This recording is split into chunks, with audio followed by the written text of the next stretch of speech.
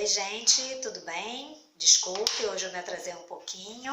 Estava aqui com um sinal um pouco fraco aqui da internet, mas já estou aqui novamente. Então, boa noite a todos vocês. Sejam muito bem-vindos à nossa live diária, todos os dias aqui nesse nosso canal, às 6 horas da tarde, para que você possa tirar suas dúvidas sobre alimentos, nutrição e saúde, tá?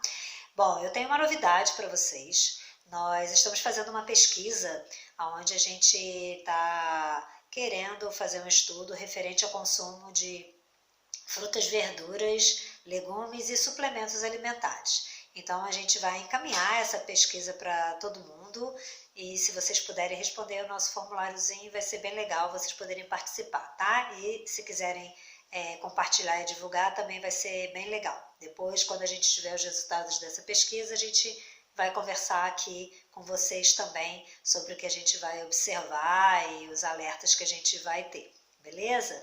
Outra coisa que eu quero conversar aqui com vocês é sobre ontem, né? Eu falei a respeito de agrotóxico, uma forma da gente eliminar, e as pessoas me pediram assim literatura. Existem no aspecto técnico, se forem profissionais, existem várias literaturas disponíveis que vocês podem buscar no portal de periódicos da CAPES, no Google Acadêmicos, dependendo do que vocês querem. E, de uma maneira geral, para a gente realmente saber assim, o passo a passo do que deve ser feito, então a gente sugeriu, né, que se faça a lavagem que é recomendada com as frutas e as verduras elas geladas. Eu até fiz um comentário com vocês, lavem as que estão com casca se a gente quer cozinhar com casca, mas teoricamente o que está sendo considerado também, aí vocês me desculpem essa falha, é que de certa forma a casca, a própria espessura da casca, ela acaba impedindo uma entrada do agrotóxico. Então se você fizer a lavagem disso em água corrente, com esponjinha, você já elimina tranquilamente. E aquelas que são com cascas que a gente observa que são mais fininhas, e principalmente os folhosos, que é a grande preocupação, folhosos, tomates, etc., aí a gente faz naquela solução de bicarbonato de sódio. Mas como é que a gente prepara essa solução de bicarbonato de sódio? Vocês preparam isso usando 2 colheres de sopa de bicarbonato de sódio em 1 litro de água, e aí deixem lá as folhas, principalmente as folhas, o tomate, como a gente está falando, por 15 minutos.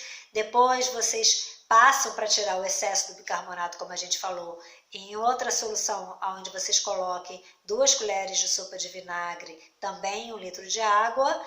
E por último, a gente deixa ali mergulhado naquela solução de água sanitária, que pode ser feita com a própria água sanitária, mas usando água, aí já é uma preocupação de usar água potável, passa ali, dá uma limpeza, tira e depois consome. E se for escorrer, escorra também com água potável, beleza? Então, só fechando esse aspecto de ontem. E aí ontem eu fiz um comentário com vocês que eu achei que eu já tinha feito, que a gente já tinha conversado a respeito disso. Então eu vou trazer essa conversa um pouco mais detalhada, porque vocês lembram que a gente comentou que a gente ia trabalhar com diferentes grupos de alimentos. Que a gente ia conversar sobre os diferentes constituintes de alimentos. Então, semana passada falamos muito sobre água, e a ideia essa semana é a gente conversar um pouco sobre carboidratos. Estamos começando a conversar sobre isso só agora, porque respondemos as demandas que apresentaram, tá? Que foram apresentadas pelos nossos participantes. Então, ontem eu fiz um comentário que é o seguinte, a respeito da dissolução, do comportamento diferente que tem o açúcar, que nós conhecemos, e a farinha de trigo, ou a maizena. Então, quando a gente olha lá no rótulo do açúcar, a gente vai ver que ele está lá composto de sacarose. A gente sabe que aquilo ali é sacarose. A sacarose é um carboidrato pequeno. E todo carboidrato, ele tem ele é constituído de carbono, hidrogênio e oxigênio. E o que tem de legal é porque a estrutura dele, ele tem uma série de grupamentos hidroxila.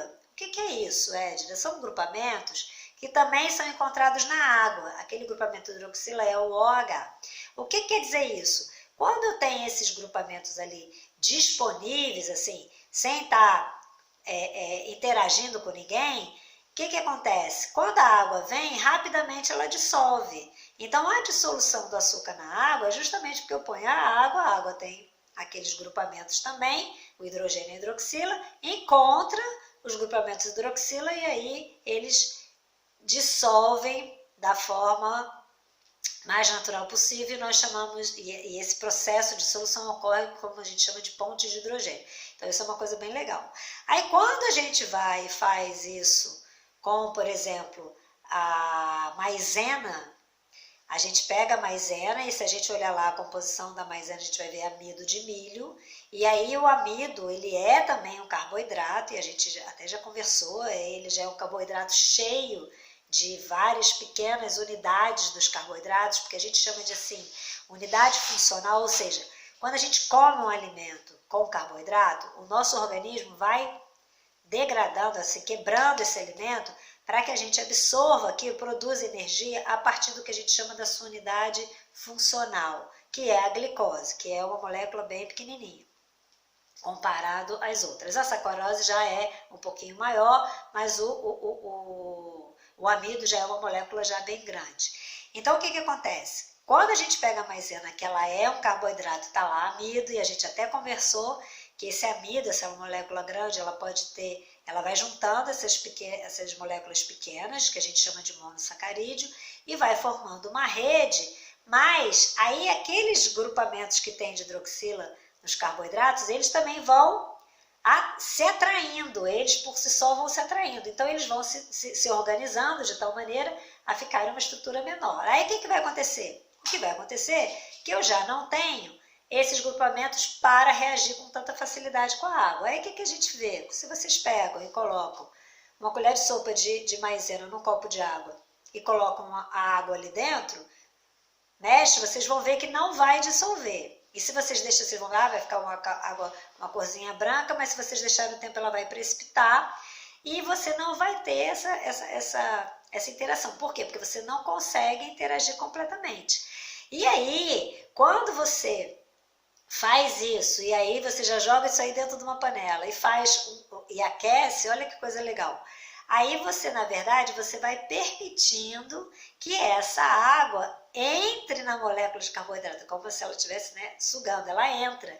E aí você vai, na verdade, fazendo com que a água entre e incha, e vai criando aquele caldo grosso. Olha que coisa interessante. E aí se a gente faz assim, joga, né, que nem se a gente está fazendo angu, e aí a gente na água quente já joga direto, se a gente não mexe muito, aquilo ali já empedra, porque ela já faz uma repulsão da água e interage com ela mesma. Então isso é muito legal eu associar esse aspecto, né? Curiosidades e conhecimento da química de alimentos. Então tem uma diferença dessas moléculas pequenas para essas moléculas maiores. O que acaba sendo legal da gente observar isso também é que, óbvio, que as moléculas pequenas, como é o açúcar, na hora que a gente consome, o nosso organismo ele precisa de pouca, digamos que ele precisa de poucas ações para quebrar aquela molécula e produzir a glicose nos dá energia.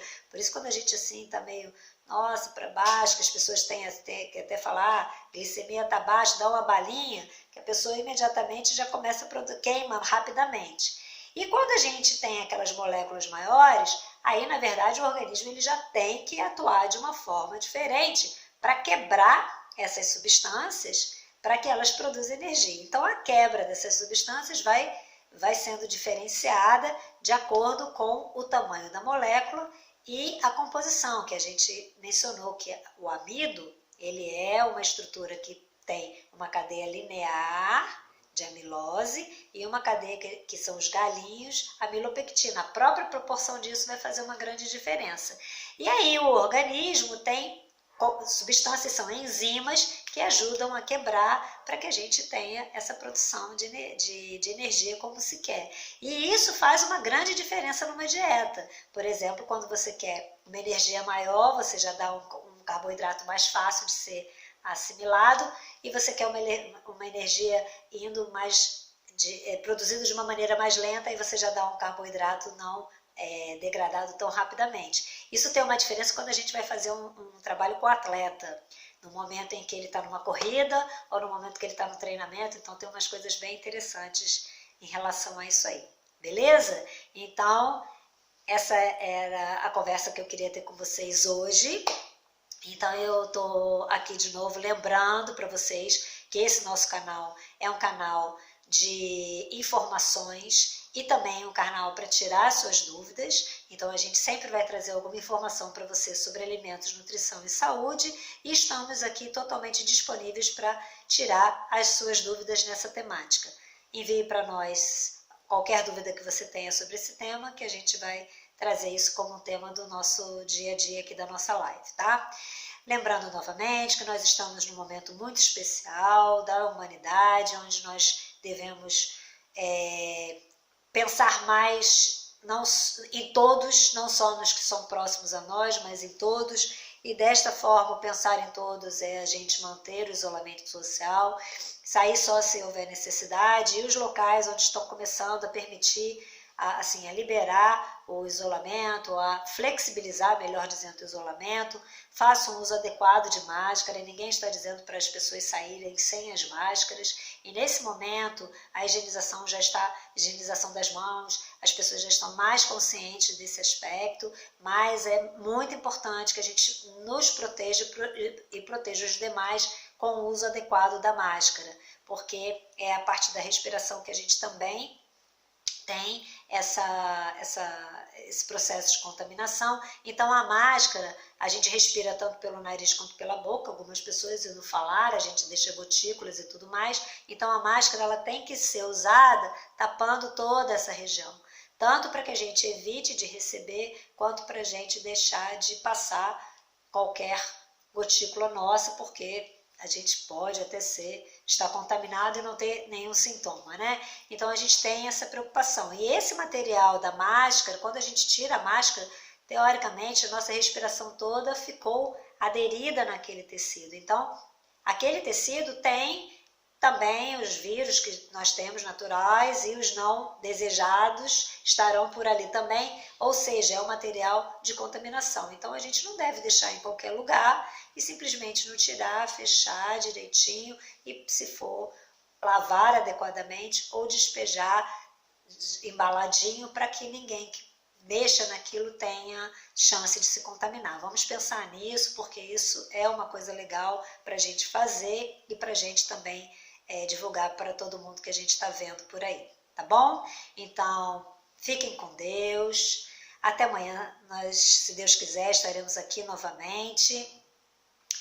Respondam a nossa enquete, se vocês receberem aí, vão receber o link para responder a nossa pesquisa, participem e vamos terminar o nosso bate-papo de hoje, como sempre, com a nossa frase, a frase do nosso canal: sorria com seu coração. Isso faz muito bem para a sua saúde, faz muito bem para você e faz muito bem para todos nós. Fiquem com Deus, até amanhã, se Deus quiser. Tchau!